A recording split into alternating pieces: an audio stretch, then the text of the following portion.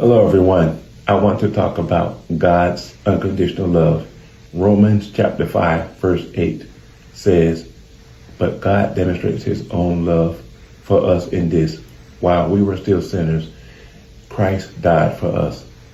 Sisters and brothers, I want you to think about those words for a moment. While we were still sinners, not after we clean up our act, not once did we become unworthy. While we were still in active rebellion against God.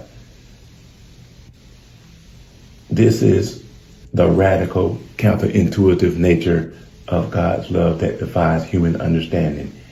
In our world, love is almost always conditional. We love those who love us back. We love those who deserve it, who earn it, and who are worthy of it. But God's love operates in an entirely different plane. God's love is not a response to our goodness. It is a revelation of his character. Throughout Scripture, we see God's pattern of loving the unworthy. Consider David, for example, a man after God's own heart, yet also an adulterer and a murderer.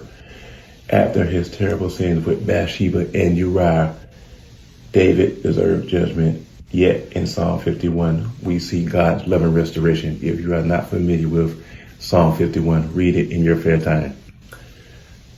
Or think about Peter, who denied Jesus 3 times at his darkest hour. Did Jesus write him off? No. After the resurrection, Jesus specifically asked to meet with Peter and later entrusted him with feeding his sheep. Perhaps most powerfully, look at the Apostle Paul. Paul calls himself